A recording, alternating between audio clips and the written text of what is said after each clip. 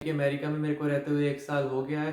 तो आज की वीडियो में मैं आपसे शेयर करूँगा कि मेरा क्या एक्सपीरियंस रहा 1 साल का एज़ ए इंटरनेशनल या Indian student in United states. क्या-क्या मेरे एक्सपेंसेस आए, क्या-क्या मेरे को डिफ़िकल्टीज़ फ़ेस करनी पड़ी, क्या-क्या प्रिपरेशन थी जो काश मैं इंडिया से ही करके आया तो मेरे को यहाँ पे आके वो प्रॉब्लम नहीं होनी थी।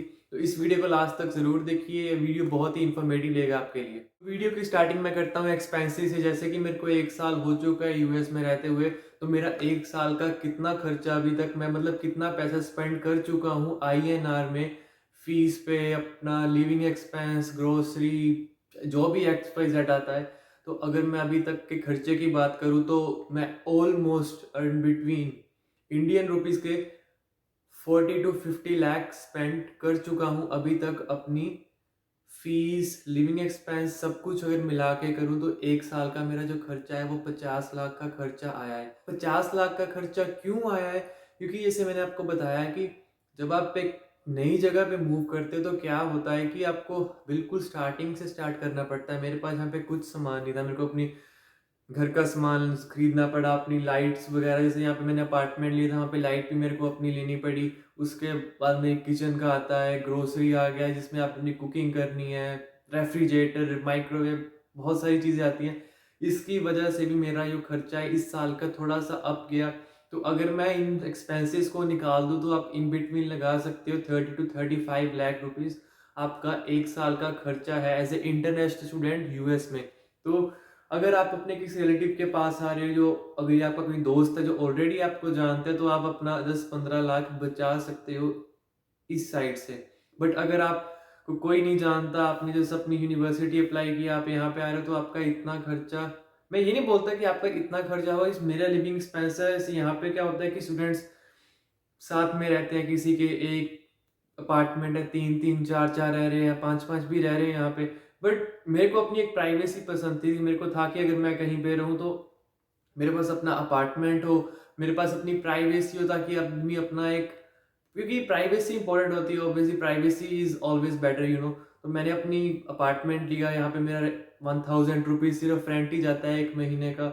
मेरे पास ऑप्शंस है, हाँ, मेरे पास ऑप्शंस हैं, और बट मैं वहाँ पे नहीं जाना चाहता क्योंकि अब देखो, एज़ ए इंटरनेशनल स्टूडेंट आप एक नई कंट्री में आए हो तो आप ऐसे किसी भी पर्सन पे ट्रस्ट नहीं कर सकते। यहाँ पे ट्रस्ट इश्यू बहुत बड़ा होता है क्योंकि आपके पेपर्स हैं, आपका पासपोर्ट्स है, आपके पास पैसा भी होता है, आपके I-20, आपको मतलब किसी पे ट्रस्टफुल नहीं है कि हाँ, आप किसी थर्ड पर्सन के पास जाके अपना कोई भी सामान ऐसे फ्रीली कहीं पे भी रख दो। यहाँ पे अगर मैं अपार्टमेंट में रह रहा हूँ तो मेरे को ट्रस्ट है कि हाँ, कि मेरा अपना घर है, यहाँ पे कोई थर्ड पर्सन एंटर नहीं करेगा और मेरी अपनी प्राइवेसी है। तो ये मेरी अपना एक पर्सनल एक्सपीरियंस, या बोल रहा हूँ कि मेरी पर्सनल एडवाइस थी कि जो मेरे को अच्छा लगता है कि हाँ, मैंने अपना खर्चा क्यों, क्योंकि अगर मैं अपना सिर्फ अपार्टमेंट का खर्चा निकाल दूँ तो सिर्फ ऐसे $1000 मेरे अपार्टमेंट का खर्चा है 1 महीने का, सिर्फ रेंट ही रेंट है जो। तो 12 महीने का $12,000, यानी इंडियन रुपीस में वो राउंड आपका हो गया 10,000, 7, 8, 9, 9-10 लाख रुपया मेरा सिर्फ 1 साल का रेंट ही जा चुका है अभी तक। तो आप इसको कम कर सकते हैं, 9-10 से वो 9-10 से आई मीन वो 4-5 आ जाएगा, या उससे कम हो, क्योंकि उससे कम क्या होगा, बट वही आपको किसी ट्रस्टेड पर्सन के पास रहना पड़ेगा उसके लिए जाके।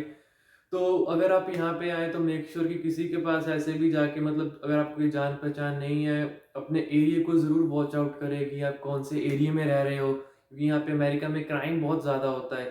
तो आपका एक वेबसाइट है spotcrime.com, अगर आप किसी भी एरिया में रह रहे हो तो वहाँ पे आप पहले चेक कर लीजिए स्पॉट क्राइम पे कि आपके सराउंडिंग में क्राइम रेट क्या है। अगर वहाँ पे क्राइम रेट ज़्यादा है तो वहाँ पे बिल्कुल मत अवॉइड मत करना, बिल्कुल नहीं रहना आपने वहाँ पे, क्योंकि अपनी ज़िंदगी से, अपनी लाइफ से ऊपर कुछ नहीं है। अमेरिका में क्राइम रेट बहुत हाई है, बहुत ज़्यादा हाई है यहाँ पे। तो ये तो हो गया मेरे एक्सपेंसेस का। तो अगर मैं इसके अलावा अपनी कुछ डिफ़िकल्टीज़ की बात करूँ जो मेरे को लगी, एजुकेशन सिस्टम, जैसे मैं इंडिया में था, वहाँ पे हमारा क्या होता है कि एजुकेशन सिस्टम थोड़ा अलग होता है। आपका पूरा 1-2 साल आपको पढ़ना पड़ता है, फिर वो फाइनल एग्ज़ाम में आपका वो फाइनल पेपर आता है, आपका रिटन एग्ज़ाम होता है। यहाँ पे आके जो सबसे अजीब बात मेरे को स्टार्टिंग में लगी, अभी तक मैंने यहाँ पे कोई भी रिटन एग्ज़ाम नहीं दिया अपना। जितने भी मेरे एग्ज़ाम हुए हैं सारे एमसीक्यूज़ ही आते हैं यहाँ पे, और एमसीक्यूज़ इनके इतने ट्रिकी होते हैं ना कि आप ट्रस्ट नहीं करोगे मेरे पे कि क्रिटिकल थिंकिंग पे ये बहुत, मतलब ये अपना कह लो कि पॉजिटिव साइड लेते हैं। क्योंकि अगर आपको एमसीक्यू आया तो वहाँ पे आपका जो एग्ज़ाम जब होता है तो एमसीक्यू में आपको इतने ज़्यादा ऑप्शंस होते हैं, 4, 5, 6 भी होते हैं कई बार, और हर कोई लगता है कि हाँ, ये आंसर है। तो एक एजुकेशन सिस्टम मेरे को यहाँ पे स्टार्टिंग में थोड़ा डिफरेंट लगा था। उसके अलावा अगर मैं बात करूँ कल्चर शॉक मेरे को कुछ इतना नहीं लगा, क्योंकि जैसे मैंने आपको बताया अपनी पुरानी वीडियोज़ में मैं ऑलरेडी बाहर ट्रैवल कर चुका हूँ। तो मैं फ़ैमिलियर था, मेरा एक मेंटली मेरा माइंडसेट था कि हाँ, वहाँ पे जाके मेरे को ऐसा कल्चर देखने को मिलेगा। कल्चर शॉक तो उनके लिए जैसे फॉर एग्ज़ाम्पल कोई स्टार्टिंग से इंडिया में रहा है या बाहर नहीं गए, या आप एक विलेज में रह रहे हो, गाँव में रह रहे हो, उसके बाद आप एकदम बाहर आए, उनके लिए ये बहुत ही बड़ा कल्चर शॉक है। बट हाँ, जैसे हम बोलते थे ना कि बाहर तो अपना जो पड़ोसी है उसका भी नहीं पता होता, वो रियलिटी है। मेरे को यहाँ पे रहते हुए ऑलमोस्ट 1 साल हो गया है, मेरे को अभी तक नहीं पता कि मेरा नेबर कौन है। यहाँ पे हर एक आदमी मतलब अपना अपने में मस्त रहता है, जैसे हमारे इंडिया में होता है, आप हर किसी को बुलाते हो, कोई मिले हेलो हाय, यहाँ पे ऐसा बिल्कुल भी नहीं है। अगर आपके अपार्टमेंट में कोई आपका नेबर भी है तो आपको मतलब वो बुलाता भी नहीं है आपको, आपके पास से ऐसे निकल जाएगा जैसे हाँ कि मैं जानता ही नहीं कि तू कौन है कौन नहीं। ये मेरे को यहाँ पे एक ऐसी चीज़ लगी। बाकी हर किसी का अपना एक पर्सनल एक्सपीरियंस होता है, मैं सीधा डायरेक्टली नहीं बोलूँगा कि हाँ हर किसी के साथ ऐसा जो मेरे साथ हुआ, मैं अपना एक्सपीरियंस शेयर कर रहा हूँ आपके साथ। ये दूसरी चीज़। तीसरी चीज़ जो मेरे को अभी भी लगती है कि यहाँ पे इंडियंस बहुत कम है, या मेरे को इंडियंस उतने मिले नहीं है। जैसे मैं नॉर्थ इंडिया से हूँ, पंजाब से, तो मैं ह्यूस्टन में आया, न्यूयॉर्क या कैलिफोर्निया में मैंने सुना है कि वहाँ पे बहुत अपने पंजाबी बंदे हैं। बट ह्यूस्टन में मेरे को इतने पंजाबी जो कह लो कि कम्युनिटी है वो इतनी मेरे को देखने को नहीं मिली यहाँ पे। जहाँ अगर होंगे वो अलग जगह पे रहते होंगे, जैसे मैं इस टाइम मेडिकल सेंटर में रह रहा हूँ, तो बेसिकली मेडिकल सेंटर में क्या है, ये एकदम आप लगा लो कि जैसे सबसे एक्सपेंसिव एरिया होता है ना, जैसे मान लो दिल्ली है, कैपिटल है। अगर आप मार्केट में जाओगे तो वहाँ पे एक्सपेंसिव है, अगर मार्केट से बाहर जाओ तो एक्सपेंसिव नहीं है। यहाँ पे भी क्या है, जैसे हमारे इंडियंस हैं वो थोड़े शुगरलैंड या केटी, रिचमोंड, थोड़ा सिटी से बाहर रहते हैं, कि वहाँ पे क्या है कि जो घर के रेट है वो थोड़े सस्ते हैं। अगर आपको यहाँ पे घर लेना हो तो यहाँ पे मतलब अपार्टमेंट तो महंगा है ही है, बट घर के भी रेट बहुत हाई हैं। उसके बाद अगर मैं कंपैरिजन करूँ कि अगर मैंने सेम इंडिया में पढ़ाई की होती और जाए मैं यहाँ पे आके, क्या मेरे को डिफरेंस मिला, डिफरेंस बहुत है। अब इंडिया में आप एक बैचलर्स कर रहे हो, यहाँ पे आप एक बैचलर्स कर रहे हो, आपका डिफरेंस बहुत ज़्यादा आता है। रीज़न बीइंग, इंडिया में फॉर एग्जांपल आपने बैचलर्स की, हाँ बैचलर इन साइंस है या आपकी बीए है या बीकॉम है, अगर आप साइंस में हैं तो आपको सिर्फ साइंस के सब्जेक्ट्स ही मिलते हैं। आर्ट्स में है तो सिर्फ आर्ट्स ही मिलेगी। यहाँ पे क्या होता है कि अगर मैं मेडिकल स्टूडेंट हूँ, अगर मैं अपनी बात करूँ, मैं as a pre med student हूँ यहाँ पे, और मुझे यहाँ पे हिस्ट्री भी पढ़नी पड़ी, इनकी गवर्नमेंट भी पढ़नी पड़ी, सोशल साइंस, सोशोलॉजी, साइकोलॉजी, बाकी अपने मेडिसिन के जो मेरे कोर्स हो गए, पर ये कुछ कोर्सेज मेरे को करने पड़े। उनका मेरे को क्या बेनिफिट लगा कि आप किसी भी चीज़ को जब देखोगे, फॉर एग्जांपल ये नहीं कि आपकी स्टडी के रिलेटेड आपकी लाइफ में कोई भी सिचुएशन आएगी तो आप उसको एक बड़े पॉइंट ऑफ व्यू से देखते हो, यानी कि आपके पास एक नॉलेज होती है, आप उसे अच्छी तरह से समझ पाओगे। इनका है क्योंकि अमेरिका का एजुकेशन सिस्टम अगर आप अभी भी अपने इंटरनेट पे सर्च करोगे तो दुनिया का सबसे बेस्ट एजुकेशन सिस्टम वो जो है यूनाइटेड स्टेट्स का है। तो रीज़न इसका यही है। जैसे हमारे फॉर एग्जांपल वहाँ पे कोई एमबीबीएस में जाता है, जैसे मेडिसिन में मैं अपनी बात करूँगा, बाकी अपनी जो स्ट्रीम है उसका मेरे को आइडिया नहीं है। कोई आदमी वहाँ पे मेडिसिन में जाता है, वहाँ पे क्या होता है, +2 की 12th की अपनी नीट का एग्जाम क्रैक किया, एमबीबीएस में सीट मिल गई, हाँ एमबीबीएस स्टार्ट, 5 साल का कोर्स, डॉक्टर।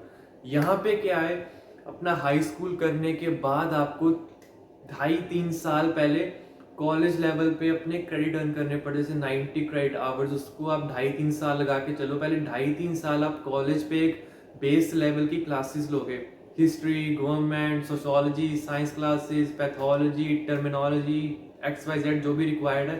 उसके बाद आप एम कैट में बैठोगे एग्ज़ाम देने के लिए।